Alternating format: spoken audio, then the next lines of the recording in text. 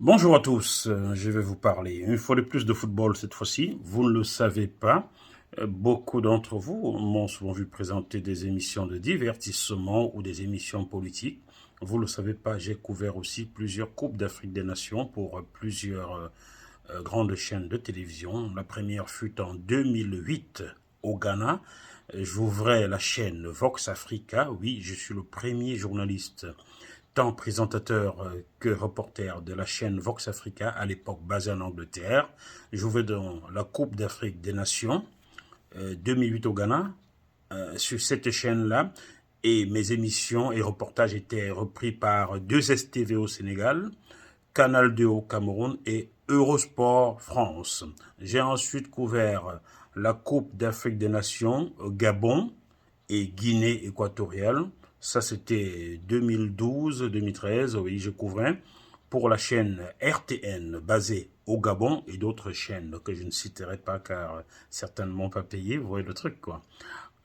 Ensuite, j'ai couvert la Coupe d'Afrique des Nations en Afrique du Sud en 2013, où le Nigeria triomphe. D'ailleurs, Stephen Keshi, mon ami paix à son âme, était si heureux que nous dansâmes ensemble à la fin de cette finale contre le Burkina Faso. Voilà, j'ai couvert donc comme ça plusieurs autres. J'ai couvert les meetings gaz de France, ici en France, pour la chaîne Direct 8, qui est C8 aujourd'hui. J'en ai couvert, je ne peux pas tout citer. J'ai fait tellement de choses. Bon, voilà, donc je suis aussi journaliste sportif. J'ai même été journaliste sportif avant d'être journaliste politique et autres.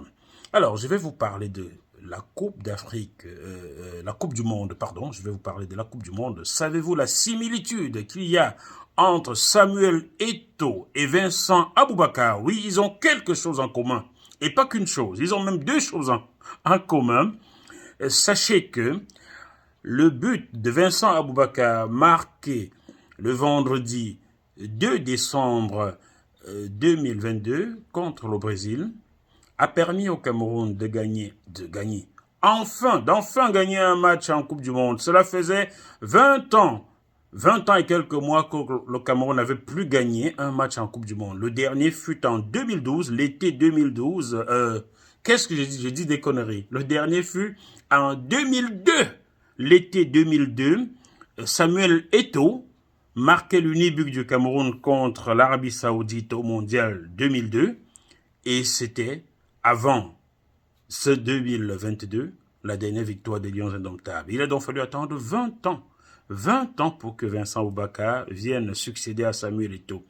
Première similitude. Seconde similitude, Vincent Aboubakar a retiré son maillot après ses buts, comme Samuel Eto'o le fit à son époque.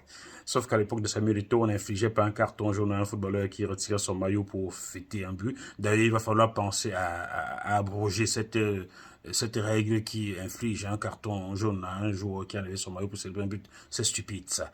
Bientôt, on infligera un carton jaune même à celui qui a dansé pour célébrer un but. D'ailleurs, n'a-t-on pas vu des joueurs de l'Atlético Madrid dire que Vinicius du Real Madrid danse comme un singe? Ça frôle déjà le racisme. Donc, il va falloir annuler toutes ces règles qui empêchent les gens de célébrer un but. Le football, c'est aussi ça. C'est du sport, d'accord. C'est du fric, d'accord. Mais c'est aussi la fête. N'empêchons pas, ne tuons pas le football avec trop de lois. Trop de lois tuent le football. Voilà donc, Samuel Eto'o marqua un but l'été 2002 pour permettre au Cameroun de gagner son unique match contre l'Arabie Saoudite, 1-0. Avant cette date-là, le Cameroun n'avait plus gagné de match en Coupe du Monde depuis 1990. 90-2002. 22 ans pour que Samuel Eto'o permette au Cameroun, aux Lions indomptables du Cameroun, de gagner un match en Coupe du Monde. Ensuite, il a fallu attendre 20 ans pour qu'Aboubacar permette aux Lions indomptables de gagner un autre match en Coupe du Monde. J'espère que la prochaine fois, ce sera un peu moins.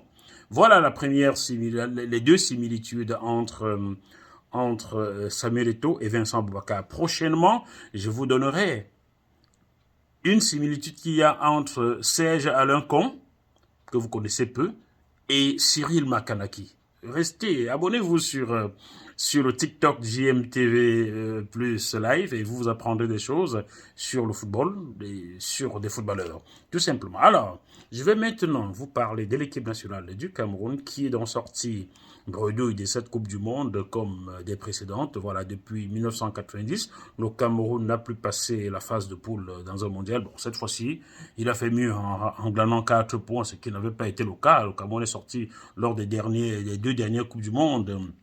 Je veux dire 2014 et 2010 auquel il a participé en glanant 0 points. Cette fois-ci, c'est 4 points. C'est déjà une très bonne chose. Donc, félicitations les gars. Mais ne fêtez pas cela comme si vous aviez gagné la Coupe du Monde. Non, battre le Brésil, on a souvent battu le Brésil, n'est-ce pas? Alors, donc, on va pas en faire tout un plat.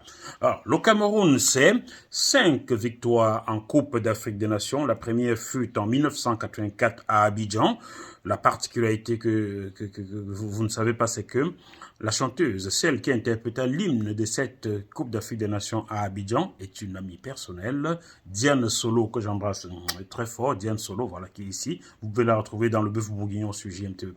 Donc, après 1984, le Cameroun fut finaliste en 1986 contre l'Égypte d'Abou Zaïd.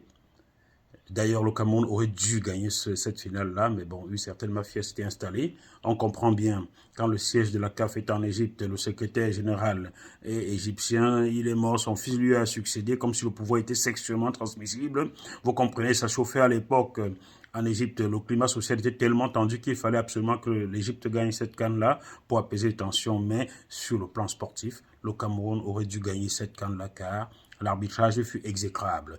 L'Égypte n'aurait même jamais dû jouer la finale car lorsqu'on voit ce que les supporters égyptiens ont fait à Badou Zaki, le portier marocain en demi-finale, il fut blessé quelque part à côté de l'œil. Badou Zaki par des jets de cailloux, des pierres. On aurait dû disqualifier l'Égypte normalement et n'aurait jamais dû jouer cette finale. Bon, on poursuit. 1988, avec 3 buts, le Cameroun est champion d'Afrique. Oui, le premier match, Cameroun-Égypte, match d'ouverture. Ce fut la revanche des Lions indomptables.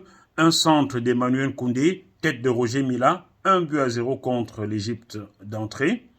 C'est l'unique but que j'ai vu Roger Mila marquer de la tête au sein des Lions indomptables. Il a dû avoir d'autres, mais je ne l'ai jamais vu. Ensuite, en second match, un but partout, un but...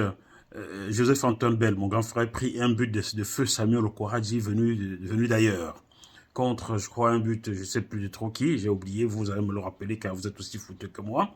Ensuite, troisième match 0-0. On arrive en demi-finale.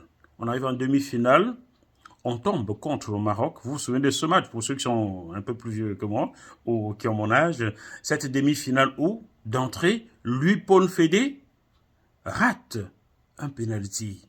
Catastrophe, on s'est dit on est foutu là. Et puis les Marocains sont taquins ce jour-là.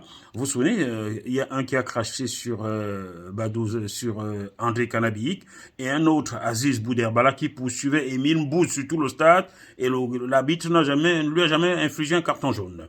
Alors à un certain moment, André Kanabik a mis un petit coup de tête à quelqu'un qu'on a évacué sur Civière, on l'envoie à l'hôpital et les Marocains sont calmés. Et à la 75e minute, Cyril Makanaki, numéro 12, marqua l'unique but de la rencontre d'une bonne frappe qui finit dans les filets et le Cameroun passa en finale.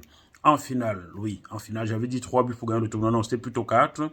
En finale, Roger Mila déborde, il entre dans la surface de réparation et pour Rogers, quand il entre dans la surface de réparation, c'était soit le but, soit un penalty, et c'est comme ça qu'il est fauché par Eguavon, si j'ai bonne mémoire, et Emmanuel Koundé met Peter Oufai en souffrance. Bam, un bon tir au filet, 1-0. Le Cameroun remporte cette Coupe d'Afrique des Nations en 1988 en ayant marqué 4 buts et en ayant encaissé 1.